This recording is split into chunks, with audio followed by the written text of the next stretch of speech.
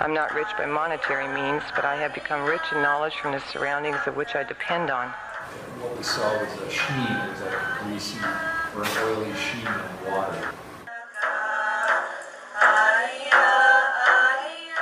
The oil spill was huge. It was a big deal, because it was right at the beginning of the fishing season. And everybody has just spent all this money, all this time getting ready to go fishing, and now all of a sudden, bam, you've had this blowout on your back porch. For Kodiak, how it affected the people was the biggest effect of the spill. The spill had an effect on the water and the wildlife, but it had a huge effect on the community of Kodiak. Just the movement, and it was not going to stop. Nothing was going to stop it, and it was coming our way. And it didn't matter what the wind did. Like he said, the wind was just going to blow the oil over the booms. You couldn't boom it. It was too much stuff.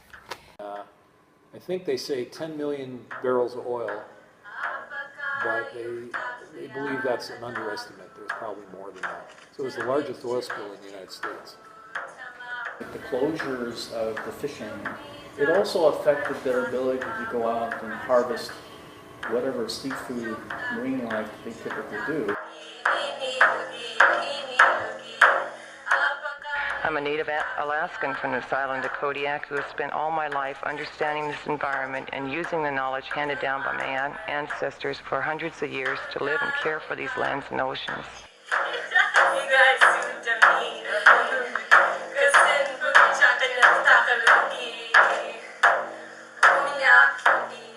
Our subsistence foods are an incredible, important piece of our culture. How we live off the land and our confidence with our resources, our connection to the land.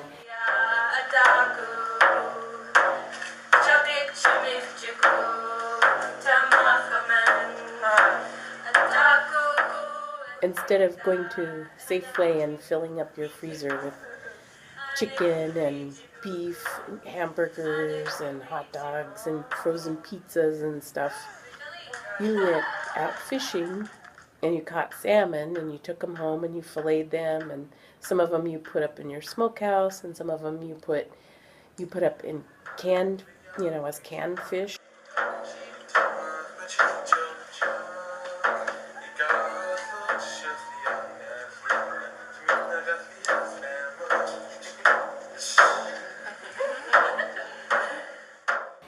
It was devastating for our families to not have access to those foods, to know that a huge percentage of our diet relied on those subsistence foods, and to know that you couldn't trust any of the shellfish that you normally would have collected.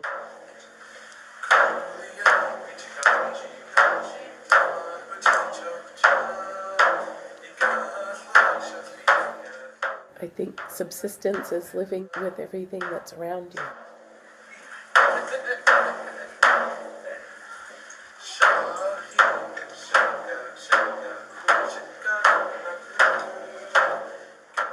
The Exxon Valdez oil spill damaged the subsistence culture of Alaskan natives, which forced the adoption of Western culture and Western foods, which caused health and psychosocial problems. There was an increase in depression and suicide because it tore the social fabric of the villages and forced them to choose sides within their communities. And after all that pain, Exxon didn't even pay all the money that it owed back to the various groups. The Native Alaskan casualties connected to the 1989 Exxon Valdez oil spill are extensive and sometimes subtle.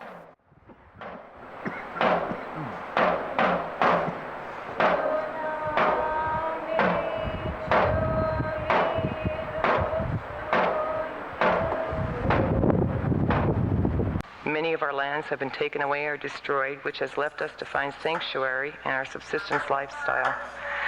The environment is our Bible from which we refer to and memorial to our ancestors. Many graveyards, artifacts, and archaeological sites stand by these waters and echo the cries of our ancestors who are witnessing the damage continue as the oil keeps coming on our front yard.